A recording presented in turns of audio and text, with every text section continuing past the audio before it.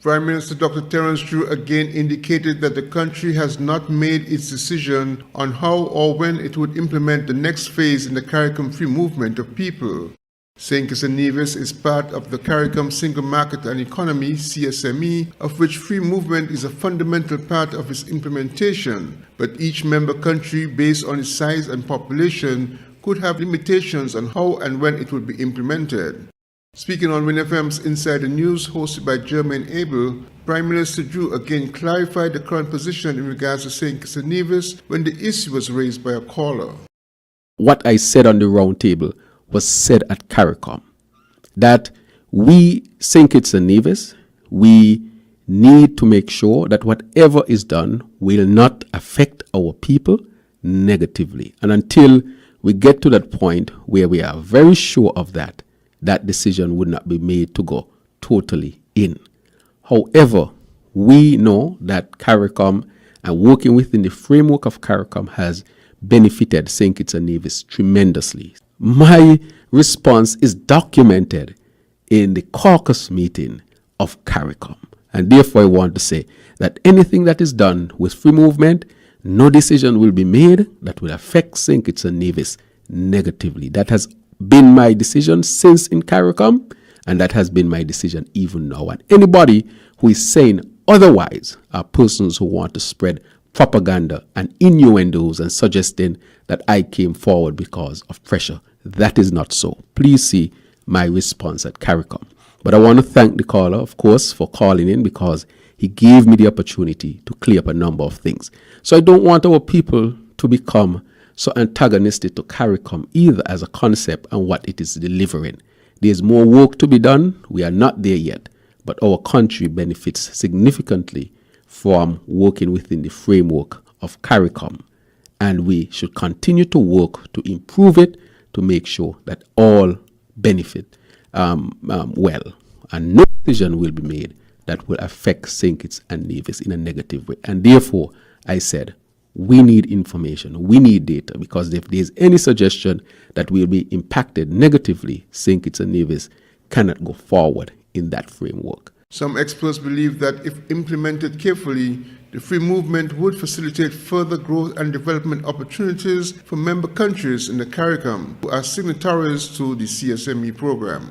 Glenn Barth reporting for SK Newsline. Prime Minister of St. Kitts and Nevis, Dr. Terence Drew, declared the groundbreaking of the establishment of a water desalination plant at Canada Estate signifies the capability and willingness of the current administration to find viable solutions to long-standing problems that have impacted residents, including the issue of water. In a press release issued by the St. Kitts and Nevis Information Service, the Prime Minister described the growing concern of access to potable water as a fundamental problem of existence. He said, "Any disaster, any issue can also be man-made to some extent. If man does not respond appropriately, any situation can be exacerbated or resolved. We choose the latter, to resolve the matter.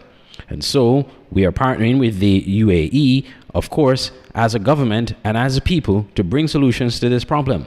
And even though we hear 76,000 gallons, which will probably serve some communities here on the coast or add to our overall water supply, it is a start in the right direction." The government of St. Kitts and Nevis received the donation of 2 solar-powered water desalination plants from the United Arab Emirates, UAE, as part of the UAE's Caribbean Renewable Energy Fund, CREF. The second plant is expected to be established in Nevis. I'm Andre Huey for SKN Newsline. Youth Business St. Kitts and Nevis presents Your Path to Entrepreneurship. Are you a young dreamer eager to turn your passion into profit? Whether you're unemployed, seeking a side hustle, or simply craving the freedom of being your own boss, we are here to guide you every step of the way. Join us on Monday, March 25th, 2024 from 4 p.m. to 7 p.m. at the Nima Building for an empowering journey towards entrepreneurship. Our expert team is ready to equip you with essential training and the necessary tools to kickstart your business endeavors. Don't let uncertainty hold you back. Take charge of your future today by signing up for our exclusive event. Call 1-869-767-3717 or email youthbusinessskn@outlook.com to secure your spot. Your entrepreneurial journey starts here.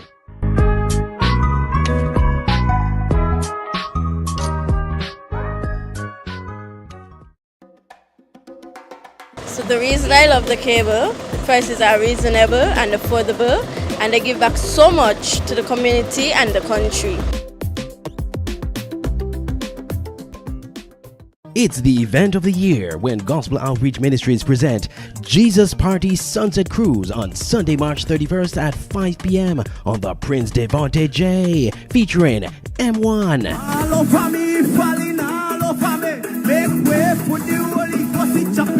Roots Gospel Band,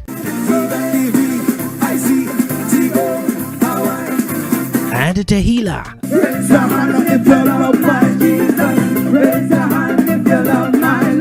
Tickets $60. Call 663-1528 to purchase your tickets.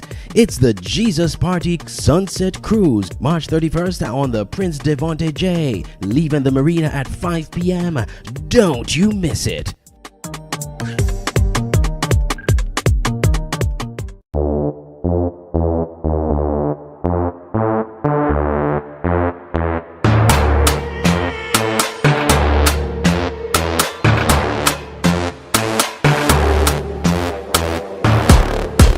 In the city.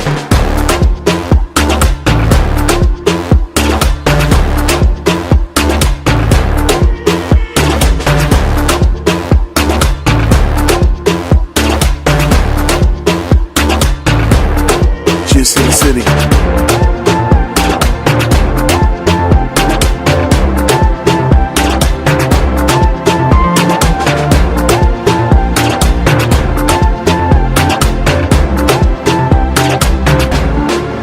In the city.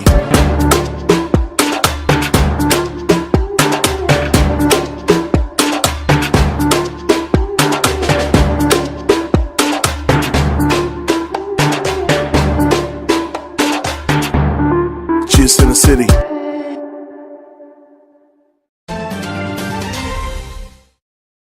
Just months away from Nevis's 50th anniversary celebration of Culturama, reports concerning accommodation difficulties have surfaced.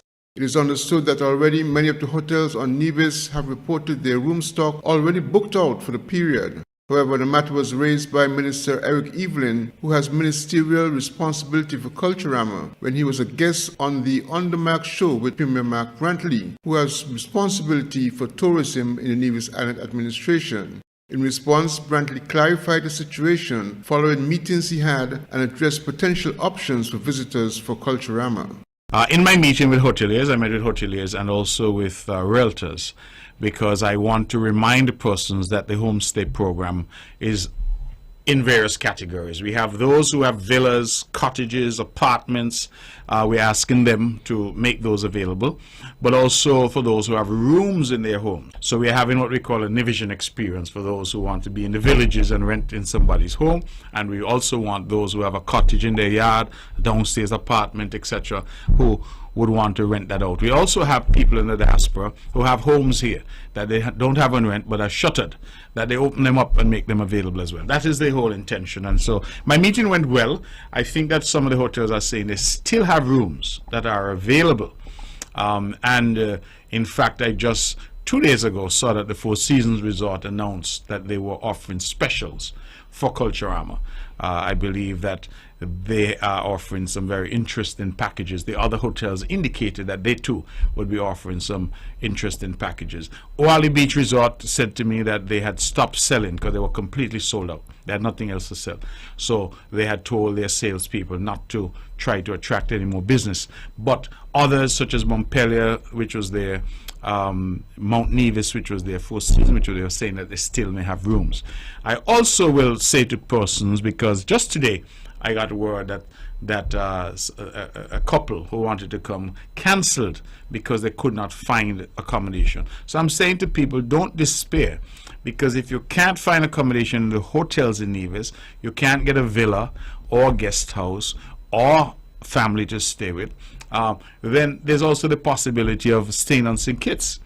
And I'm encouraging people to do that as well. because Park Hyatt is only 5 minutes away from Nevis, and I know that even during music festival in St. Kitts, some people choose to stay on Nevis and then take the ferry and go over to enjoy themselves. So if that happens, then we will encourage people not to cancel, but to come home. St. Kitts and Nevis is home, so come home anyway, stay at the Park Hyatt, stay at the Marriott, as the case may be. And the ferry schedule now, we have invested in it significantly. It is at a level now where people can certainly go back and forth quite easily. The new service offered by a returned Winner to Nevis is expected to be helpful as Culturama draws near.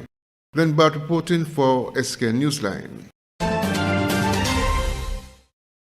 Alliance Francaise of St. Kitts and Nevis and the TVC Channel 40 will officially launch a TV series C'est la vie on Wednesday, March 20th at 11 a.m. and 5 p.m. and a rebroadcast on Saturday, March 23rd at 11 a.m. on TVC Channel 40. The Alliance Francaise and Palm Branch Media, the parent company of TVC, are delighted to announce the release of the first episode of C'est la vie.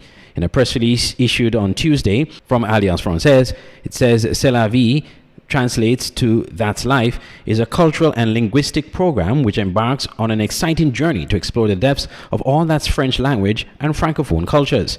Each episode, the press release said, will immerse the viewer in the Francophone landscape as they discover the countries and territories around the globe which have French as an official language or special status. Here are excerpts of the program. You meet someone and you want to wish them a good day, you tell that person, bonne journée. Bonne journée.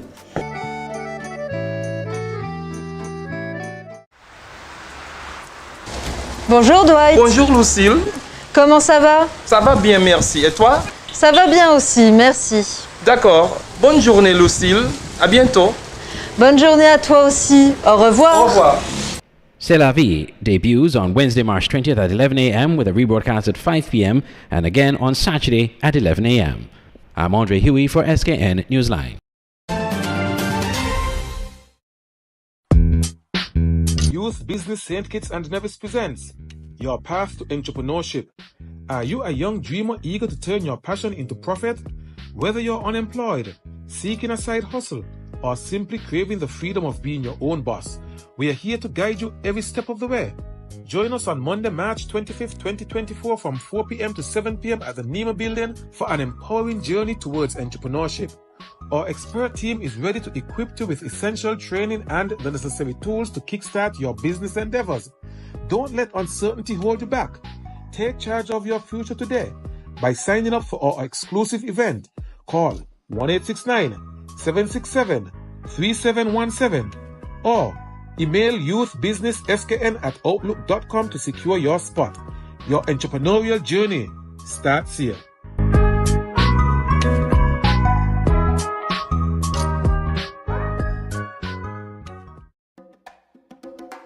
So the reason I love the cable, the prices are reasonable and affordable, and they give back so much to the community and the country. It's the event of the year when Gospel Outreach Ministries present Jesus Party Sunset Cruise on Sunday, March 31st at 5 p.m. on the Prince Devontae J, featuring M1,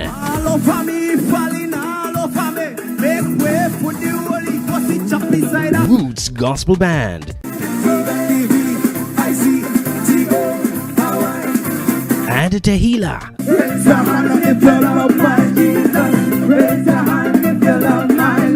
Tickets $60. Call 663-1528 to purchase your tickets. It's the Jesus Party Sunset Cruise, March 31st on the Prince Devontae J, leaving the marina at 5 p.m. Don't you miss it.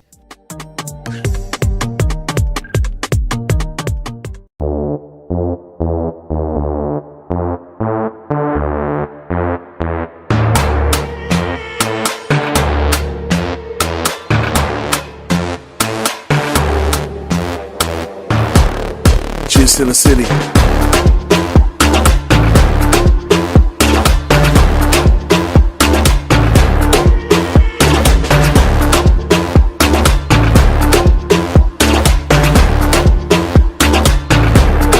Just in the city.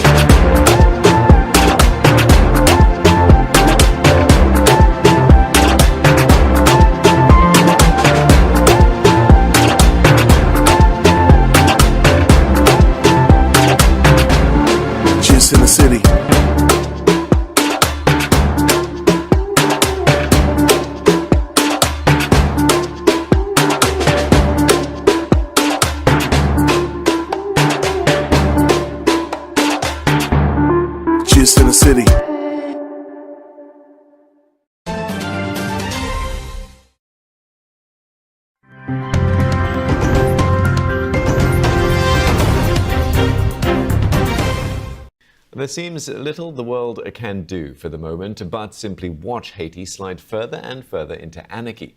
Gangs control much of the capital, Port-au-Prince, where the bodies of at least a dozen people were discovered in a wealthy suburb today amid fighting with machete-wielding militias trying to protect their own neighborhoods. America is hopeful a transitional council might be able to restore order, along with the deployment of international troops. But for now, the violence continues, as Will Grant reports from Cap Haitian.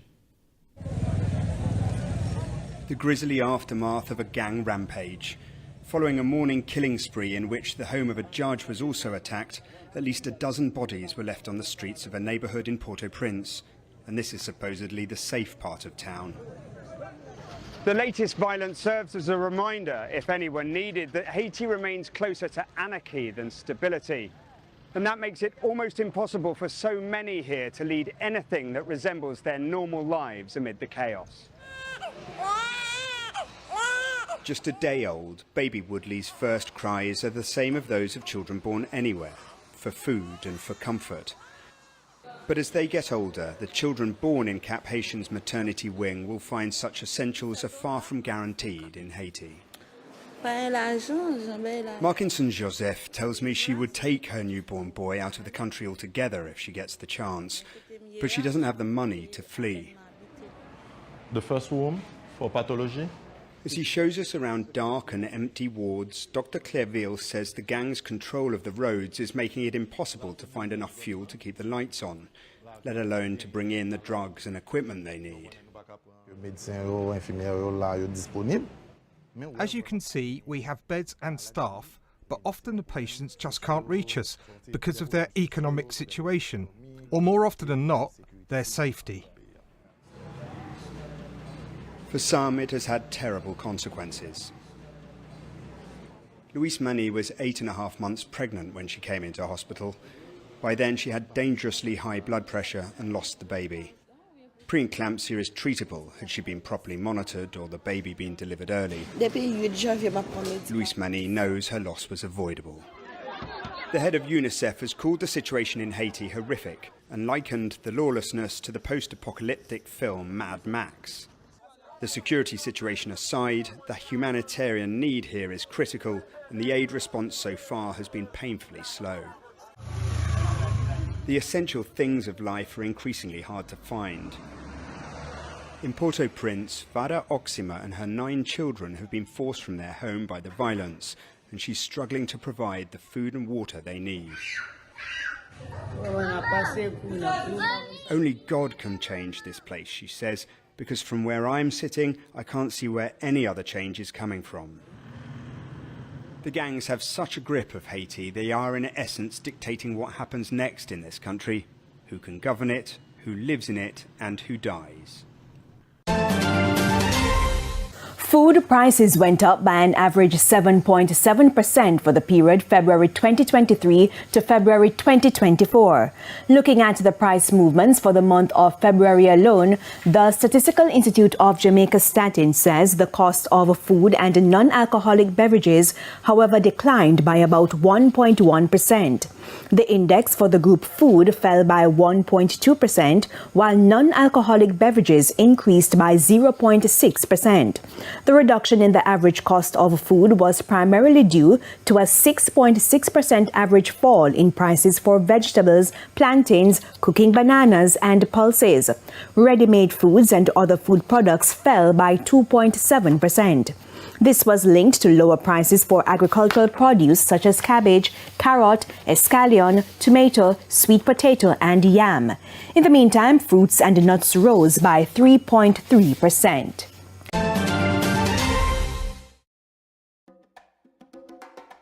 I love the cable because they really look out for different groups of people. I'm on the creative pack, and they provide services tailored and dedicated to people just like me.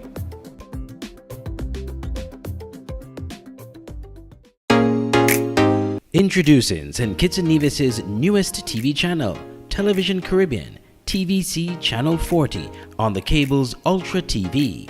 TVC promises to deliver the finest in television broadcasting in St. Kitts and Nevis and the Caribbean. with some of the best local programs in news, sports, and entertainment. Join us for Insights, where we delve into the lives of our guests. Let me see what happened if I put this to big explosion. Like, okay, note to self, don't do that again.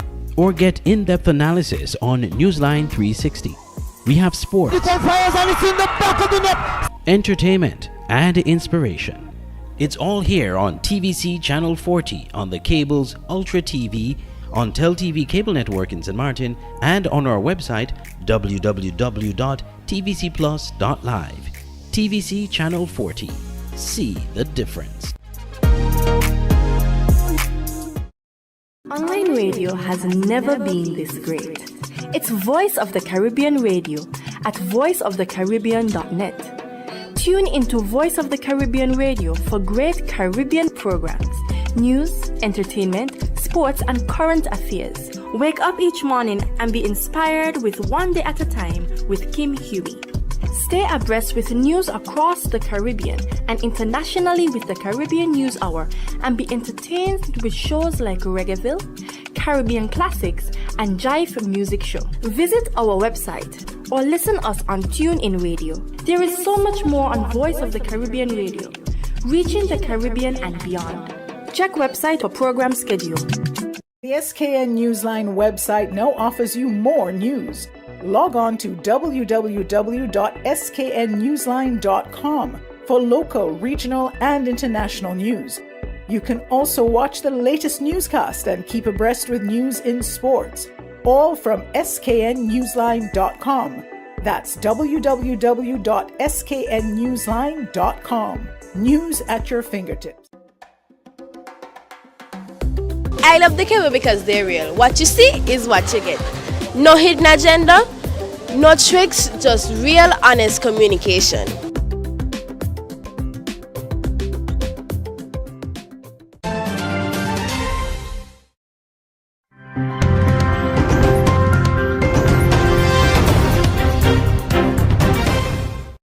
Politicians in Gambia are looking to overturn a landmark ban on female genital mutilation that was imposed in 2015. It would remove legal protections for millions of girls and women. Hundreds of people who support repealing the ban marched in the capital, Banjul, as Parliament debated the issue. 42 of the 47 members of the National Assembly voted to send the bill for further committee discussions. They could return to a vote in weeks. The United Nations estimates that nearly 3/4 of women and girls between the ages of 15 and 49 have undergone that procedure in Gambia. Well, let's speak to Jaha Marie Dukure. She's an activist and the founder of Safe Hands for Girls. She joins us now from Banjul. Jaha, female genital mutilation was outlawed in Gambia, 8 years ago? But I understand it was only really enforced in recent years. Is that what's triggered this pushback?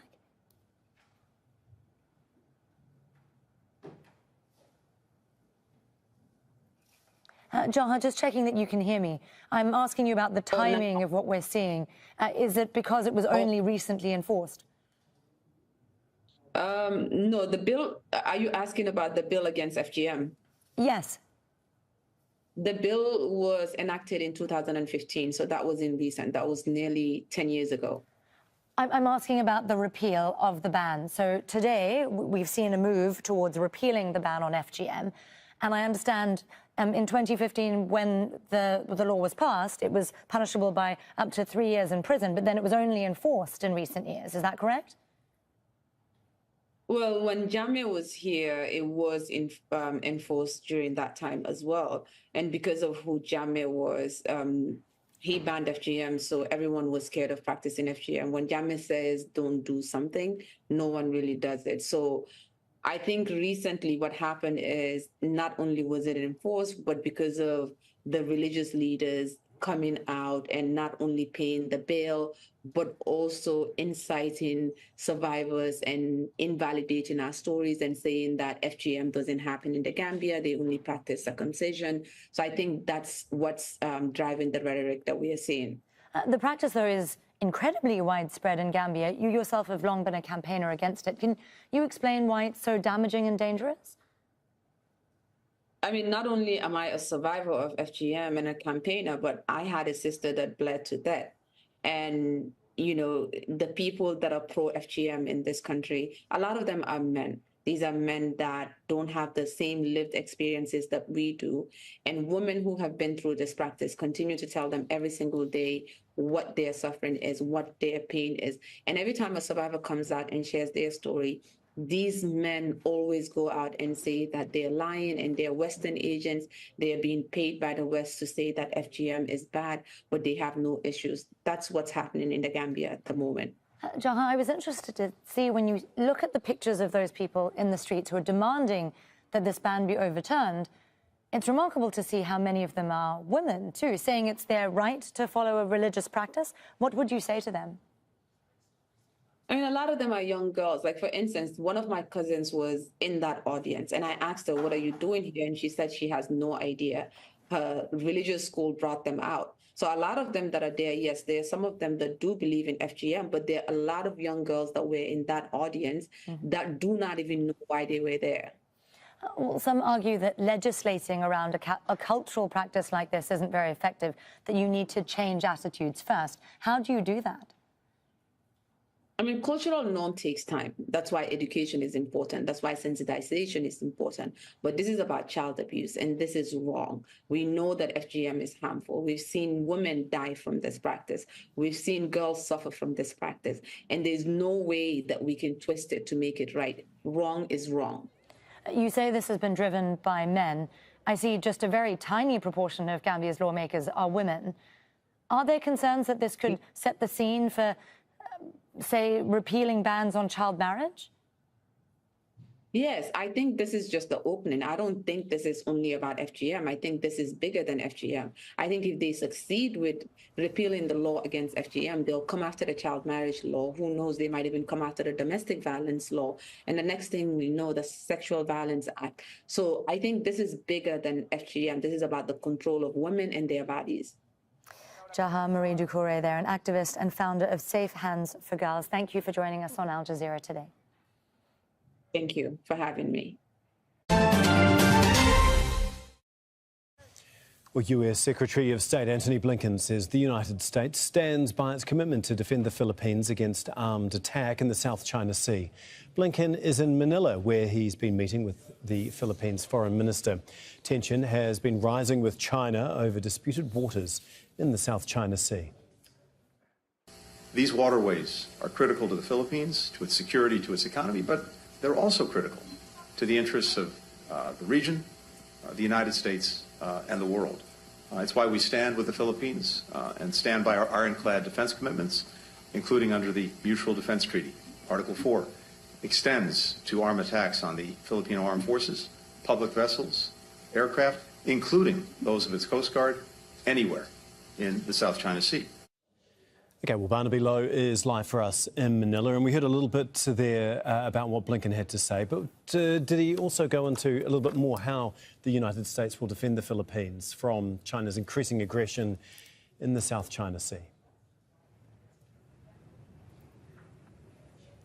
Well, Tom, both U.S. Secretary of State Antony Blinken and Philippine Foreign Affairs Secretary Enrique Manalo made clear that only unarmed attack by China or any third country in the South China Sea or elsewhere would trigger the Mutual Defense Treaty between the United States and the Philippines, wherein the United States could come to the rescue and act militarily on behalf of the Philippines. But that's not what's happening in the South China Sea right now. Analysts say that what China has been deploying are what's known as gray zone tactics. For example, military-grade laser, the use of water cannon. And so short of activating the Mutual Defense Treaty, Secretary Blinken said that the United States has been helping the Philippines shore up its defense capabilities. And in fact, the Philippines is the biggest recipient of military assistance by the United States in the Indo-Pacific region, amounting to about $1.14 billion worth of warplanes, for example, and military equipment from 2015 to 2022. And there's more to come in the form of drones and air and coastal defense systems in the future. Now, Secretary Blinken also said that the U.S. has consistently condemned what it views as harassment by the Chinese Coast Guard of Philippine Coast Guard vessels in the South China Sea. And to that end, Secretary Blinken said that the United States has been building bigger alliances that include the Philippines, and these countries that are within these alliances, they've also condemned the actions by China in the South China Sea. Tom? And Barnaby, the White House has just announced a summit next month between leaders of the US, Japan and the Philippines. What more do we know about that meeting in Washington? Well, both secretaries did not provide many details about the trilateral summit that's happening in Washington, D.C. Of course, we know that's happening next month on April 11th, and that will be between the leaders of the U.S., the Philippines, and Japan. But what Secretary Blinken did say is that this trilateral summit has been a long time coming because the U.S. and Japan, the U.S. and the Philippines and Japan have been building their relationships separately. President Marcos, since he became president in 2022, has met with U.S. President Joe Biden 3 times, and Marcos has also been to Japan to meet with Prime Minister Fumio Kishida. Kishida was here just last year. He addressed Philippine Congress. And so there has been a buildup of these relationships among these 3 countries. And Blinken did emphasize that this is not just an alliance militarily, but also economic alliances. And he says that this is important so that the Philippines could lessen its dependence on China as well economically, Tom. OK, thanks so much, Barnaby, for all of that. Barnaby Lowe for us in Manila.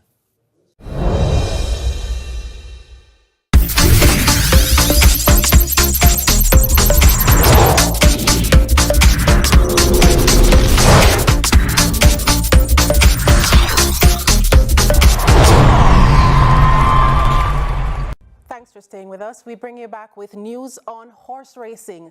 Leading rider Tevin Foster highlighted Saturday's 10-race card at Cayman Spark, booting home a 4-timer. Foster leads the standings with 30 winners, 9 clear of Radish Roman, and we have more from Angela Melville. Foster opened his account aboard Ryan Darby's Cosmic Force in the day's 5th race. So Wang Don is racing out wide. Dimitri P asked to come on, but Cosmic Force under a hand ride inside the final furlong. It is Cosmic Force coming away from them. Cosmic Force beginning to open up with the utmost of ease inside the final 16th. It's terrific Tevin Foster. An afternoon stroll for Cosmic Force. Tevin Foster hasn't moved a hand. They win by maybe 6 or 7. Foster's second came in race 6, astride Patrick Lynch's Joy is Golden.